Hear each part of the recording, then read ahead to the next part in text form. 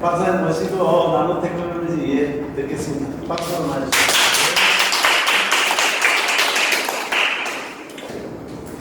여기 나오는 내용은 교사들이나 일반인 또 이 재료공학을 전공하지 않는 학생 이런 사람들을 위해서 이제 준비를 했던 것인데 오랜만에 약간 이제 업데이트를 해서 이렇게 발표를 하게 되겠습니다. 나노 테크놀로지죠. 나노 테크놀로지는 이제 여러분 잘 아시겠지만은 2000년도에 빌 클린턴 대통령 때 미국에서 이제 NNI라고 그러죠. 내셔널 나노 테크놀로지 이니셔티브 해갖고 미국에서 이제 시작이 된 이런 과제고요. 물론 이제 이게 미국에서 시작된 건 아닙니다. 전 세계적으로 유럽이나 일본이나 이런 데서 전 세계적으로 이제 여기에 대한 중요성이 있는데 본격적으로 이제 정부 차원에서 이렇게 한 게 이제 미국에서 시작한 NNI죠.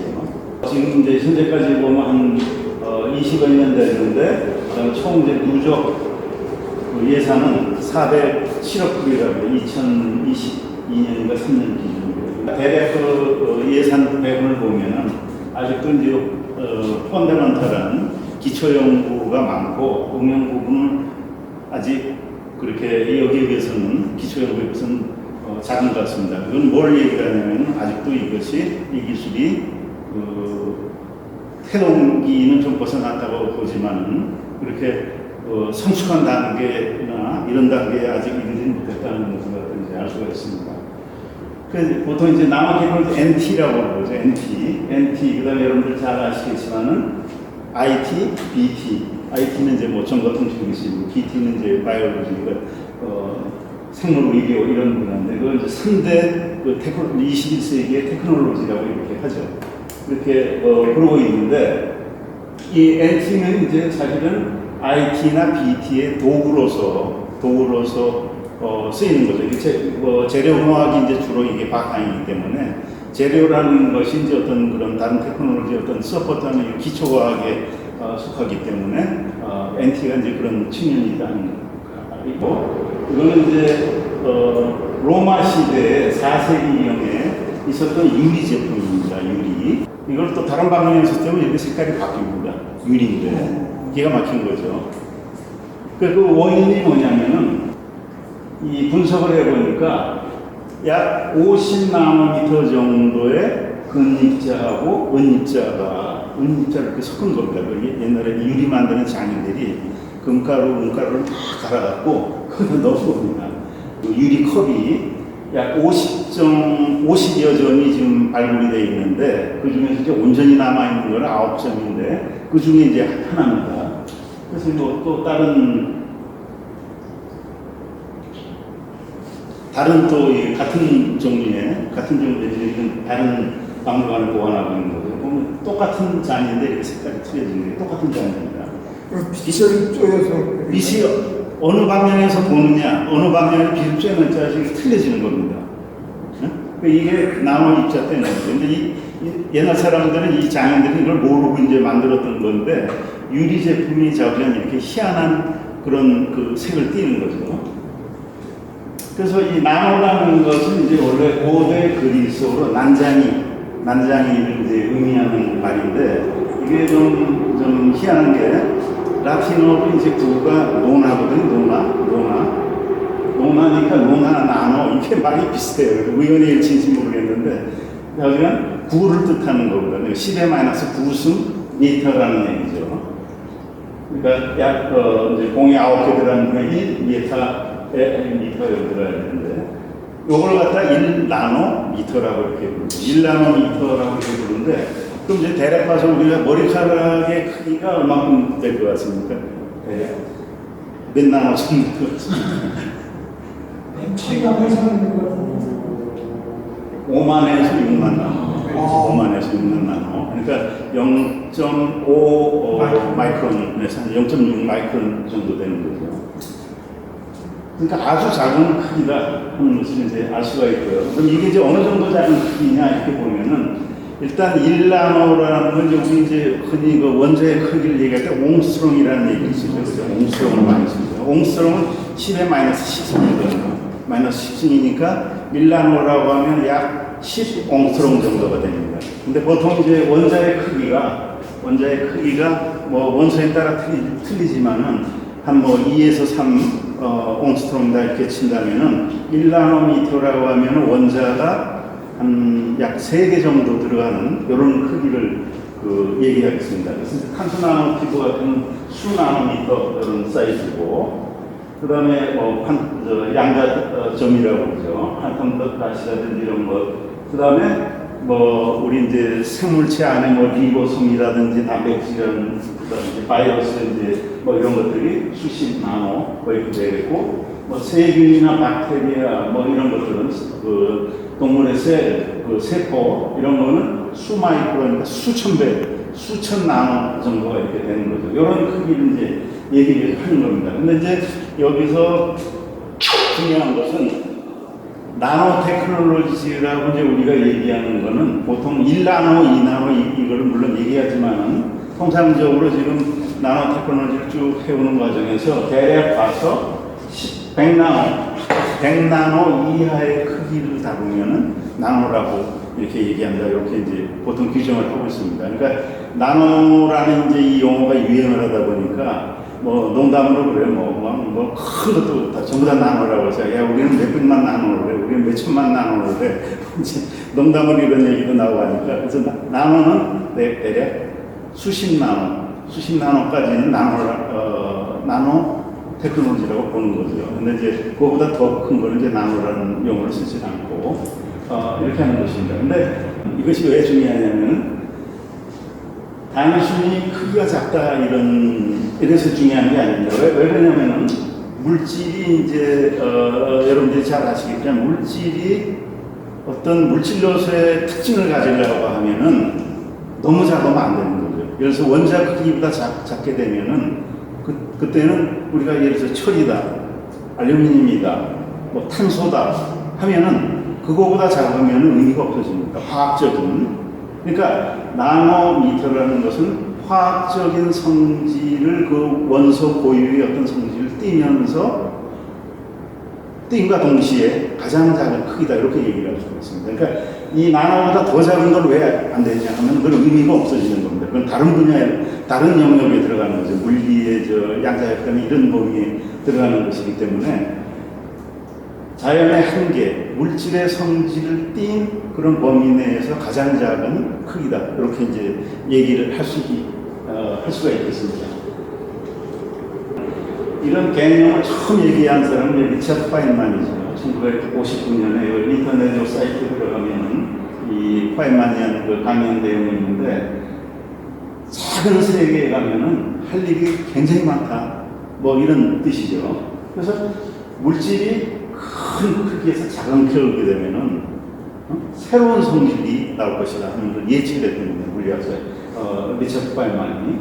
그 다음에 산호를 원자 단위로 조작할 수 없다는 어떤 이론적 근거도 없더니 할 수 있다는 것이죠. 이렇게 얘기를 했는데 이 용어를 리차드 파인은 나노라는 용어를 쓴 건 아닙니다. 근데 나노라는 용어를 처음 쓴 건 일본 사람이라고 그래요. 70년대 중반에 썼다고 그러는데 어떤 그 일본 학자가 썼다고 그러는데 거의 어떤 개인적인 어떤 학회에서 발표해서 쓴 것이지 공식적인 용어는 아니죠. 그러다가 1980년대에 독일의 이제 글라이터라는 물리학자, 고체 물리학자, 재료공학자죠. 이 교수가 그 나노 분말을 만들었던 것입니다. 그래서 덴마크인가 어디서 학교에서 이렇게 발표했던 그 내용인데 그때 이제 나노라는 용어를 본격적으로 썼고, 그 다음에 1980년, 90년 이제 MIT 학생이었던 드렉슬러라는 학생이 이런 책을 이제 썼습니다. 나노 테크놀로지의 시대가 이제 오고 있다. 먼저 이런 내용을 이제 그 책을 써갖고 이게 이제 나노 테크놀로지에 대한 개념이 용어나 이런 데는 개념이 본격적으로 자리 잡으면서 이제 계기가 된 거죠. 그래서 드렉슬러가 얘기했던 건 저런 이제 분자기계인데 사실은 이게 뭐냐면 우리 이제 리보솜 단백질 세포 안에서 단백질을 단백질을 만드는 세포 소기관인데 거기서 아미노산을 이렇게 해서 이렇게 만드는 이런 과정이 다 나노 영역에서 만들어지는 나노 크기의 나노미터 크기의 영역에서 만들어지는 이런 과정이라고 이렇게 할 수가 있겠습니다. 이 나노 테크놀로지 이제 그 접근 방식을 본다면은 첫 번째는 톱다운 방식이 있습니다. 이건 이제 파일만 얘기한 거죠. 파일만 얘기해서 큰 데서 점점 작은 크기로 가는 겁니다. 그러니까 우리 저 반대쪽의 기술 얘기할 때 삼성에서 뭐 몇 나노라는데 지금 점점 줄어들잖아요. 작아들잖아요. 그래서 뭐 트랜지스터에서 지금 뭐 직접 배로해서 거대 스케일의 IC 뭐 이렇게 점점 작은 스타일로 이제 작은 규모로 가는 걸 얘기하는데 이게 이제 파일만이 얘기했던 리처드 파일만이 얘기했던 전형적인 이제 그런 개념이고 그 드렉슬러가 얘기했던 거는 바텀업이죠. 밑에서부터 큰 데로 이렇게 거꾸로 조립해 올라가는 이런 테크놀로지입니다. 가령해서 그라핀을 갖다가 그걸 바탕으로 해서 그라파이트가 되고 그걸 바탕으로 이제 뭐 카본 나노튜브가 되고 뭐 이제 이런 내용이죠. 이런 방금 전에 이제 사진을 봐서 이제 리보솜 같은 거, 리보솜 아미노산이 이제 단백질 합성하고 하는 거 이런 거 자체가 바텀업으로 이렇게 작은 물질로부터 시작해서 큰 어떤 시스템이나 장치나 이런 거로 이제 가는 과정이라고 이렇게 얘기를 할 수가 있겠죠. 근데 나노 테크놀로지를 이게 정의를 하자고 하면은 그럼 이제 이게 그냥 작으니까 중요하다. 뭐 그런 의미는 아니다. 물론 이제 그런 의미도 있지만은 그거보다 더 중요한 것은 이게 이제 재료적인 측면에서 이게 물질이 혹은 그 재료가 나노 크기로 이렇게 내려가게 되면은 기존 물질하고 다른 성질이 나오게 됩니다. 기존에 예상하지 못했던 성질이 나온다는 게 굉장히 중요한 거죠. 단순히 크기가 작고 정밀하게 뭐를 만든다 하는 이제 그런 뜻도 물론 포함되지만은 그거보다 더 중요한 거는 새로운 그 물질의 물성이 그 재료의 물성이 나온다 하는 이제 이런 것이 이제 중요한 거죠. 그래서 그런 새로운 그 물질의 작은 세계에서 어떤 성질이 나타나는지 이런 거 또 그걸 이용해서 각종 디바이스나 시스템이나 이런 걸 만드는 기술이 이제 나노 테크놀로지다 이렇게 이제 정의를 내릴 수가 있겠습니다. 그럼 이제 왜 지금 21세기에 그런 나노 테크놀로지가 이렇게 중요하게 된 거냐 하면은 뭐 두 가지입니다. 첫째는 볼 수 있는 눈이 생긴 겁니다. 눈이. 예전에는 사실 나노 테크놀로지라는 게 그 나노 재료라는 게 막 우리 일상 중에 굉장히 많았는데 그거를 볼 수가 없었던 겁니다. 볼 수가. 그 대표적인 게 이제 예를 들면 스템이라든지 템은 예전부터 있었지만은 뭐 이런 이제 각종 그 나노 크기를 갖다 정확히 볼 수 있는 이런 도구들이 생긴 겁니다. 예를 들어서 이게 셈인데 이게 주사전자혁명이라는 거죠. 그 예전의 주사전자혁명이 이렇게 보면은 가령 이제 나중에 말씀드릴 탄소 나노튜브가 그거 주사전자혁명은 안 보입니다. 그거 잘 안 보입니다. 근데 필드 에미션 셈 같은 이런 이제 최근에 이제 이렇게 개발이 된 이런 걸 보면 확실하게 보입니다. 확실하게 보이고 또 이제 아토믹 포스 마이크로스코프라고 그러죠. 원자력 마이크로스코프 뭐 이런 거를 보면은 원자 크기 정도까지도 이렇게 이제 형상을 갖다가 이렇게 볼 수가 있는 거죠. 이런 눈이 일단 발전이 됐고 20세기 들어갔고 그 전자장비의 발전으로 인해 갖고 그 볼 수 있는 그런 방법이 생겼고 또 하나는 또 핑거 손가락 그걸 이제 조작할 수 있는 또 기술이 이제 생긴 겁니다. 뭐 이온밀링이라든지 뭐 리소그래피라든지 이런 이제 볼 수 있는 기술하고 그것을 다룰 수 있는 기술이 21세기에 이제 비로소 갖춰지기 시작함으로 해서 나노 테크놀로지가 이제 이게 중요한 그 영역으로 이렇게 들어오게 된 것이죠. 그 다음에 또 하나는 과학 지식이 이제 축적이 된 겁니다. 예를 들어서 이제 대표적인 게 셀 어셈블리, 자기 조직화 같은 거. 이게 이제 특히 생물체 이제 이런 현상들이 있는데 조그만 물질들이 우리가 겉으로 보기에는 게 기적처럼 보이지만은 사실은 기적이 아니라 자연현상이죠. 어떤 화학 반응이나 이런 거에 의해서 우리가 놀라운 그런 전혀 예상하지 못했던 그런 구조나 조직이 스스로, 사실은 스스로는 아니죠. 화학 반응에서 생기는 거지만은 이렇게 생기는 나는 사실을 갖다가 알게 된 겁니다. 서서히 깨닫게 된 겁니다. 그래서 이런 복합적인 그 요인으로 인해서 나노 테크놀로지가 중요한 영역으로 이렇게 들어오게 된 거죠. 그래서 예를 들어서 이제 그 눈에 볼 수 있는 눈의 대표적인 게 이제 스캐닝 터널 마이크로스코프라는 STM이라는 게 있습니다. 이게 주사 탐침 현미경의 이제 일종인데 이거는 이제 터널 효과 혹은 뭐 터널링 효과 뭐 이렇게 얘기하는데 터널링 효과를 이용해서 이제 볼 수 있는 겁니다. 이게 뭐냐면은 터널 효과라는 게 양자 효과죠. 예를 들어서 전기가 여기서 여기 통하면은 도선이 있어야만 그 전기가 통하는데 만약에 도선이 딱 끊어져 있으면 전기 안 통하죠. 터널 효과라는 건 양자 효과이기 때문에 아주 작은 세계에 들어가면은 설사 이게 끊어져 있어도 전기가 통할 수 있다는 겁니다. 어떻게 그 바로 이런 거죠. 예를 들어서 이제 전자가 여기서 이쪽으로 가는데 중간에 이제 장력이 있거나 아니면 큰 산이 있어 있는데 그 터널이 없으면 못 가죠.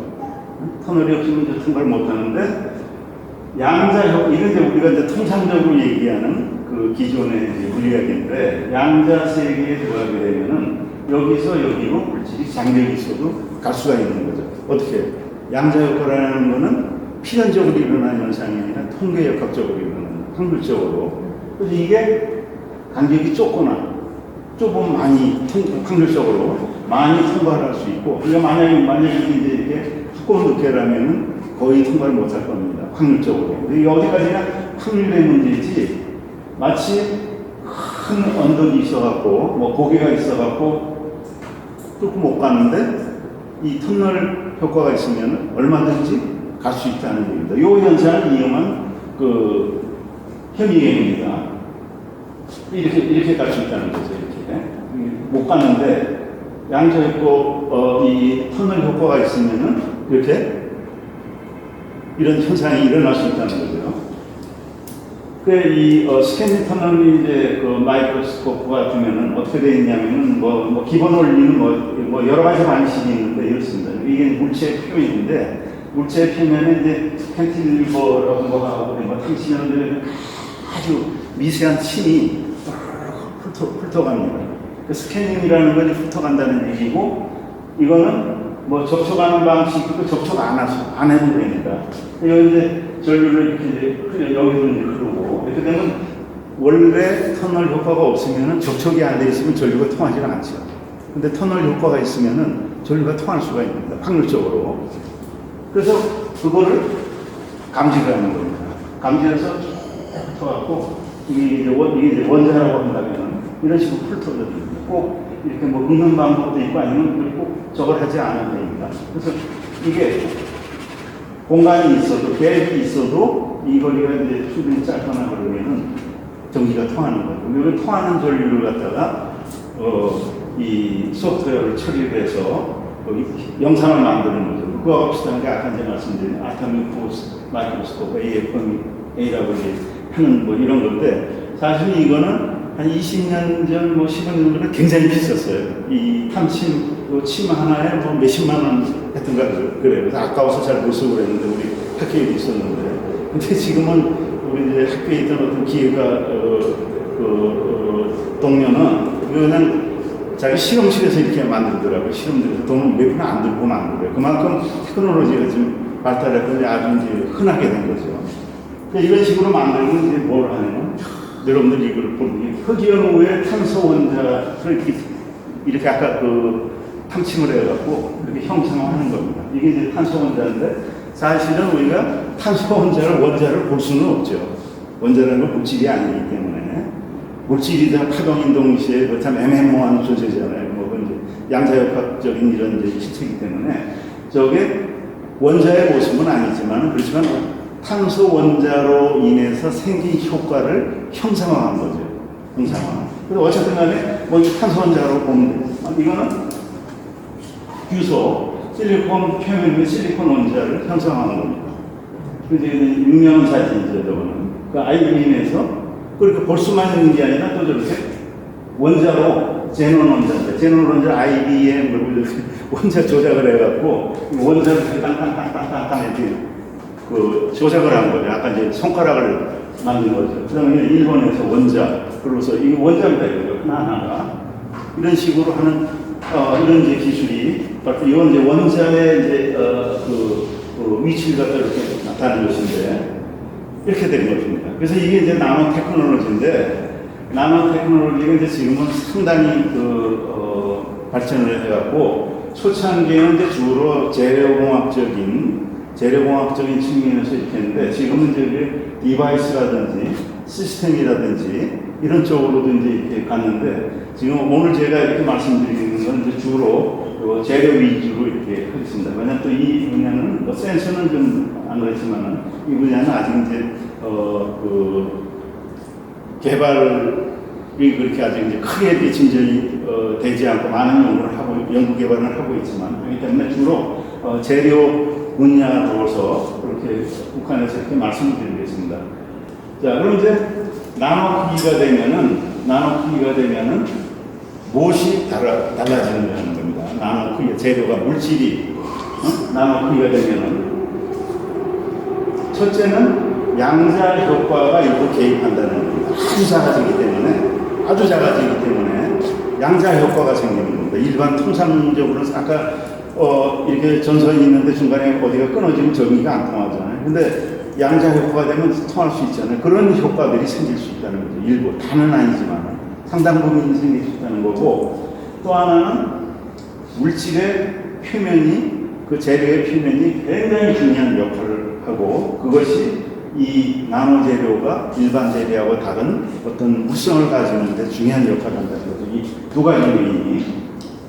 그래서 이걸 이용해서 새로운 재료나 디바이스나 장치나 그런 그 테크놀로지를 갖다 구현할 수 있다.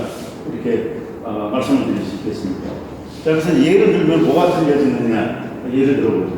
예를 들어서 우리 여러분들 잘 아시겠지만은 금은 이제, 이게 이제 금인데, 녹는 온도가 이제 1064도입니다. 금이. 1064도에 이렇게 녹는데, 이게 나노 크기가 되면은 녹는 온도가 떨어집니다. 녹는 온도가. 보통 금이 아닌데, 성질이 진짜 달라지는 거예요. 물리적인 성질도 달라져요. 그래서, 가령 1에서 2 나노미터 정도 되면은 0.500도까지 섭씨 500도까지도 떨어진다는 얘기예요. 그러니까 금이 아닌 것처럼 이렇게 돼버리는 거죠. 그 다음에 과학적인 성질, 우리가 이제 얘기하잖아요. 노란 거는 금이다 그러잖아요. 노란 거는 금이다 그러죠. 기존의 금덩은 다 이 황금에 뭐다 이렇게 이제 황금이라는 그 용어 자체가 이제 금이 들어갔다는 얘기인데, 금이죠. 금이 노란 이유는 그 플라즈몬 공명이라는 현상 때문인데, 플라즈몬이라는 것은 이런 이제 자유전자들이 이렇게 이제 집단적으로 움직이는 어떤 현상을 얘기하는 건데, 자, 금은 이제 노랗다 이런 거죠. 근데 나노 크기가 되면은 어떻게 되냐면은 이 아까 그런 그 플라즈몬의 그 공명 주기 이런 것들이 이제 우리가 이제 그 주기가 파장의 주기가 짧아지면은 높은 음이 생기는 거잖아요. 그거 비슷한 겁니다. 그래서 이런 것들이 청색빛을 흡수해갖고 색깔이 빨간색이 돼버리는 겁니다. 빨간색이. 완전히 금이 아니고, 마치 나노 분말이가 뭉쳐갖고 금반지 만들면 빨간 반지가 된다는 얘기죠. 이게 중세 유럽의 스테인글라스가 대표적인 이런 이제 나노 분말을 이용해서 나노 은이나 특히 이제 금 분말을 이용해서 이렇게 칠을 한 것들이죠. 이거는 이제 프랑스의 샤르트르에 있는 그 대성단의 그 스테인글라스인데 거기 보면 저기 각종 색깔이 있는데 그게 그 입자를 다 분석하면 입자 크기가 다 다른 것들 다른 색깔이 나오는 겁니다. 다른 색깔이 나올 뿐만 아니라 저게 몇백 년이 지나도 저 색이 이 창에 닿은 거니까 햇빛을 받잖아요. 그래서 자외선을 쬐고는 변색이 돼야 되는데 그런 거 거의 안 돼 있는 겁니다. 잘 보존이 돼 있는 거죠. 나노 크기로 돼 있기 때문에. 이거를 유럽의 장인들은 경험적으로 일으켰는데 지금 아는 겁니다. 나노 테크놀로지가 이제 발달이 되면서 이걸 분석을 해보니까 옛날에는 이런 나노급을 볼 수가 없었다고 했잖아요. 분석을 해보니까 이게 결국은 그 사람들이 몰랐지만 나노 테크놀로지가 들어가 있었던 겁니다. 그 유리에다 이제 이름을 첨가해 넣었던 거죠. 그래서 예를 들어서 이게 이제 이 금에다가 이제 용액에다가 금가루를 쭉 넣는다. 사이즈별로. 그럼 색깔이 다 틀려요. 그래서 이거를 갖다가 사이즈를 변화시키면 어떻게 되냐면 색깔이 변합니다. 크기에 따라서 광학적인 성질이 변하는 거죠. 아까 융점도 틀려지고 광학적인 물리적인 성질이 바뀌는 겁니다. 그 이유는 왜 그러냐면은 여러분들이 잘 아시겠지만은 원자가 이제 있으면 이제 전자들이 이렇게 있잖아요. 그럼 전자들은 이제 딱 자기 정해진 위치에 양자적으로 허용된 위치에만 그렇게 있죠. 그래서 그걸 표시한다면 이게 이제 에너지라고 하면은 그 일정한 위치에 우리 정해진 위치에 화학 시간에 배웠던 이제 물리화학 시간에 배웠던 그 위치에 딱딱 있게 되는 거죠. 근데 이건 한 개의 원자일 때 이렇고 이게 2개의 원자, 3개의 원자, 4개의 원자, 5개의 원자 이렇게 늘어나면은 이 선이 서로 이게 중첩이 되면서 꾸겨지겠죠. 그래서 띠가 되는 거죠. 그래서 이게 이제 에너지 밴드라고 하는 거죠. 고체 재료를 이제 에너지 밴드로 이렇게 보는데 나노 재료가 되면 그 사이가 되는 겁니다. 그 사이가. 큰 고체도 아니고 개별 원자도 아니고 그런 중간 단계가 돼버리는 겁니다. 그러니까 이게 에너지 갭이라든지 이런 게 변하니까 당연히 물리적인 성질이 변하게 되는 거죠. 이렇게 되는 겁니다. 그래서 이제 그런 효과가 있고 양자적인 효과 그다음에 이런 거 있고 또 하나 이제 아까 말씀드린 중요하다고 이제 말씀드렸던 거는 재료 전체 중에 재료를 구성하고 있는 전체 원자 중에서 차지하고 있는 표면 원자의 비율이 굉장히 증가한다는 겁니다. 가령 예를 들어서 2나노미터라고 하면 아까 이제 원자의 크기가 대략 0.2에서 3 나노미터, 옹스트롱스는 2, 3옹스트롱이라고 그랬잖아요. 그래서 만약 2나노 크기가 된다고 하면은 대략 계산 이제 이제 원소에 따라 틀리겠지만은 대략 평균적인 원자를 이렇게 본다면은 약 92%의 원자가 재료 표면에 있게 되는 겁니다. 92%가 5나노미터가 되면 76%, 만약 140 나노미터가 된다. 아까 이제 나노 테크놀로지는 대략 100나노미터를 기준으로 이렇게 한다고 했는데 140 정도가 된다면 나노미터가 된다면 한 5분의 1 정도의 원자가 재료 표면에 위치하게 되는 겁니다. 근데 이제 보통 우리가 얘기하는 그 한 1마이크론도 굉장히 작은 크기죠. 1000분의 1 mm니까 그런 크기가 돼도 불과 1%의 원자만이 재료 표면에 있습니다. 그러니까 재료 표면이 굉장히 커지는 겁니다. 표면적이. 그런데 여러분들이 이제 잘 아시겠지만 이렇게 되면 어떤 일이 일어나냐면은 이게 이제 고체 재료입니다. 고체 재료인데 안에 이제 원자들이 있죠. 원자들인데 안에 있는 원자들은 힘의 균형을 이루죠. 사방으로 옆에 있는 원자하고 이제 서로 붙들고 있죠. 결합을 하고 있죠. 결합을 하고 있는데 재료의 표면에 있는 원자들은 붙잡을 놈이 없는 거예요. 한쪽으로는. 안쪽으로 옆이나 안으로는 붙잡을 원자가 있는데 이쪽으로는 붙잡을 원자가 없는 거죠. 없는 건데 이거는 힘의 불균형이, 이건 이제 F는 0인데 이건 힘의 불균형이 생긴 겁니다. 힘의 불균형이 생겼다는 것은 이건 뭐냐면은 에너지적으로 불안정하다는 거예요. 그러니까 모든 표면은, 재료의 표면은 에너지적으로 불안정한 상태입니다. 에너지적으로. 이게 바로 표면 에너지죠. 또 이런 친구가 우리가 표면 장력이라고 부르죠.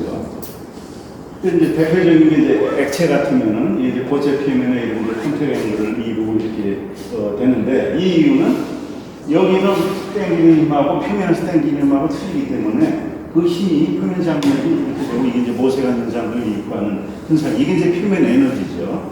근데 액체의 경우는 이렇게 모양이 동그랗게 변하지만은 고체의 경우는 사실 표면 에너지가 액체보다 훨씬 더 큽니다. 왜? 이 안에 당기는 힘이 훨씬 강하죠. 액체는 덜 약할 거고 사실은 고체 표면 에너지가 액체가 훨씬 더 나옵니다. 하지만 모양은 액체가 이렇게 되는 이유는 이것들은 결합력이 약하기 때문이죠. 원자간 혹은 원자간. 그렇지만 이게 모양이 안 변했다고 이게 고체질은 모양이 변하지 않았다고 해서 이게 표면 에너지가 작은 게 아니라 액체가 모양이 동그랗게 되는 액체보다도 사실은 훨씬 더 큰 에너지가 있는 겁니다. 근데 이런 표면이 나노재료에서는 굉장히 많아진 겁니다. 그 어떤 일이 일어나냐면 이제 파티클 사이즈가 입자 크기가 큰 크기에서 점점 작아서 이제 100나노미터부터 이제 나노 영역이라고 하는데 1나노, 2나노까지 이렇게 가면 어떤 성질이 있냐면 모든 성질이 달라지게 됩니다. 모든 성질. 아까 양자 효과, 또 양자 효과는 또 표면 에너지, 표면 상태가 틀려지기 때문에 기계적 성질도 틀려지고 열적인 성질, 멜팅 포인트, 전기적인 성질, 자성, 촉매 성질, 확산, 화학적인 성질이죠. 광학성, 모든 게 다 틀려지는 겁니다.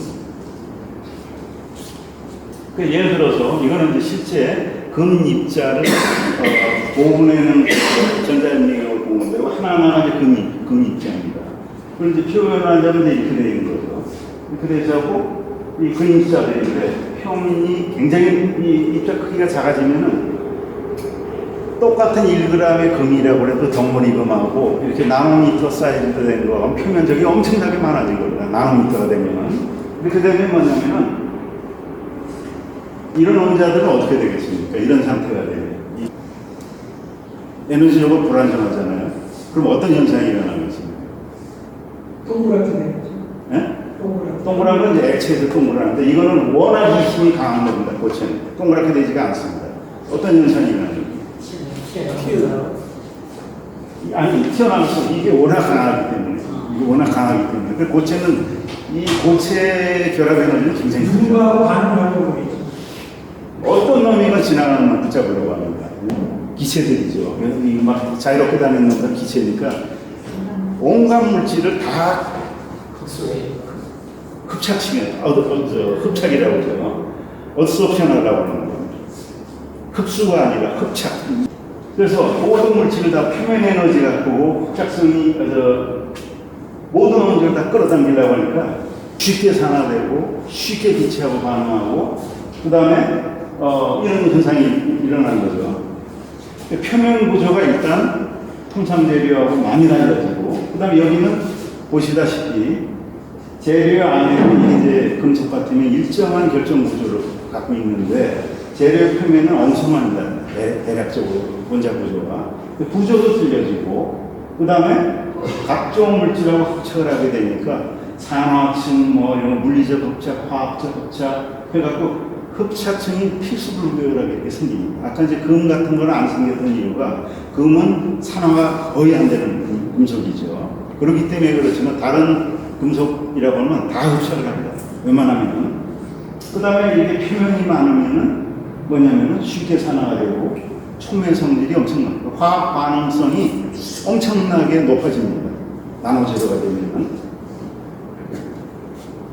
근데 이제 고체의 경우에는 어떠냐? 지금까지 말씀드리는 건 이제 분말 상태를 얘기해서 나노 분말이 되면 어떤 현상이 있느냐. 근데 그런 분말이 아니고 고체일 때는 어떤 일이 일어나는 거죠.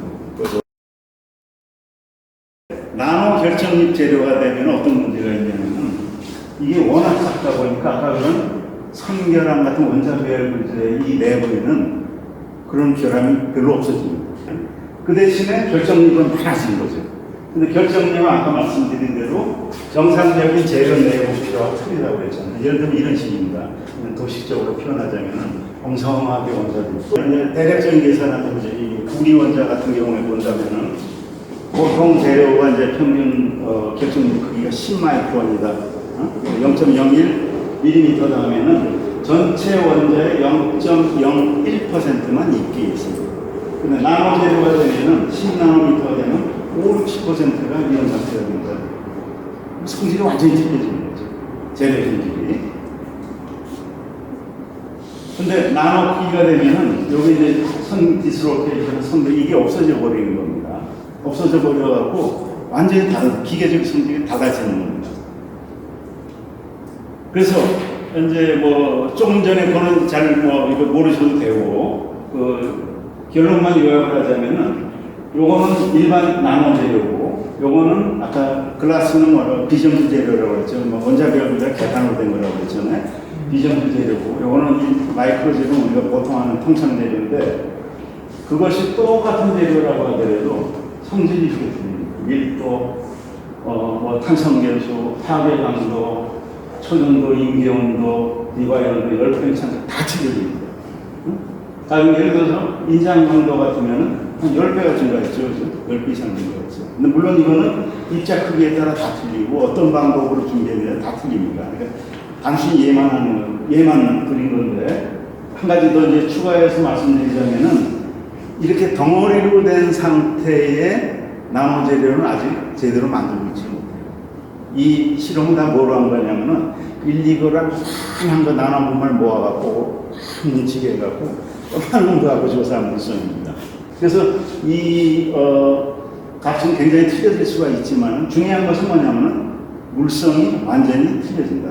완전히보다는 크게 틀려진다 하는 거고 이 틀려지는 성질이 반드시 좋은 성질이다 하는 보장은 대체적으로 좋은 성질이지만은 성질이 개선되지만은 자우지간 새로운 성질이 나온다는 거예요. 나노 이 재료가 되면서 그런데 그걸 합성하는 방법이 뭐냐? 합성하는 방법이 대략 한 3가지 방법이 있습니다.